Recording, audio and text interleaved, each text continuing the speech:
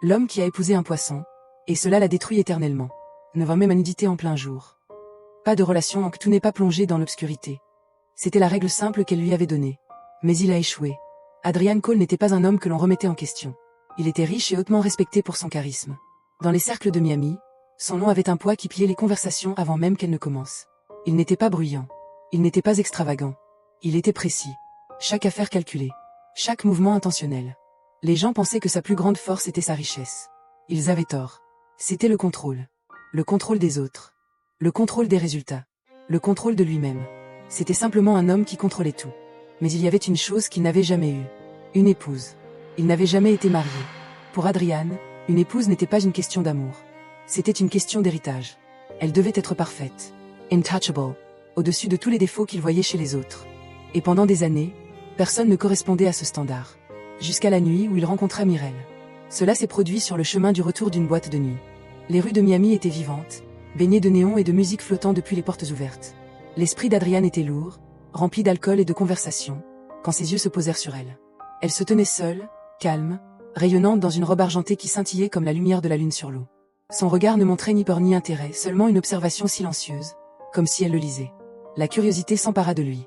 Il ralentit sa voiture, puis descendit. « Tu vas te faire tuer en restant là ?» dit-il. « Je n'ai pas peur », répondit-elle, d'une voix douce mais ferme. Quelque chose chez elle le troubla. Ce n'était pas sa beauté, bien qu'elle fût parfaite, mais cette impression qu'elle n'appartenait pas à ce monde.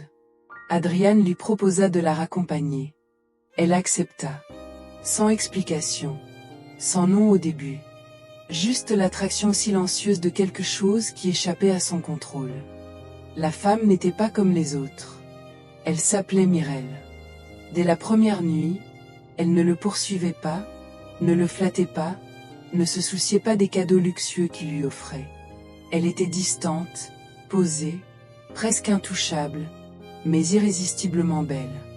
Ils riaient ensemble, mangeaient ensemble, visitaient les meilleurs restaurants de Miami, exploraient les recoins privés de son monde. Elle s'intégrait parfaitement à sa vie, tout en restant mystérieuse. Puis elle lui donna une règle. « Ne me vois jamais nue lorsque le soleil est levé, » dit-elle. « Ne vois jamais ma nudité en plein jour. » Adrian Souret. Les règles étaient faites pour les faibles. Le contrôle était son langage.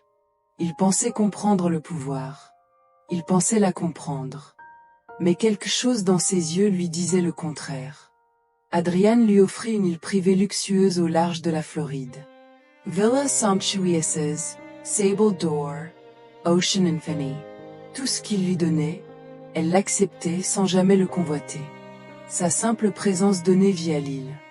Pendant des mois, ils vécurent comme un couple parfait. Promenade matinale sur la plage. Après-midi dans des restaurants en bord de mer. Nuit remplie de rires, de musique et d'intimité. Il était heureux. Adrian rêvait même d'avoir des enfants avec elle. Mais la règle restait dans un coin de son esprit. Un après-midi, Adrian venait de conclure un contrat important.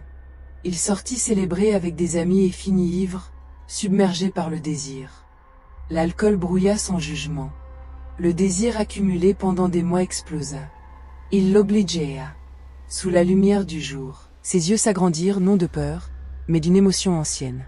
Puis, oh l'horreur! Sa peau se mit à scintiller, humide et écailleuse. Ses bras et ses jambes se tordirent. Son corps s'allongea de façon anormale, des nageoires apparaissant là où il n'y avait que de la peau. Sa forme humaine fondit en quelque chose d'aquatique, de terrifiant. Adrian resta figé. La règle, autrefois insignifiante, le frappa de plein fouet.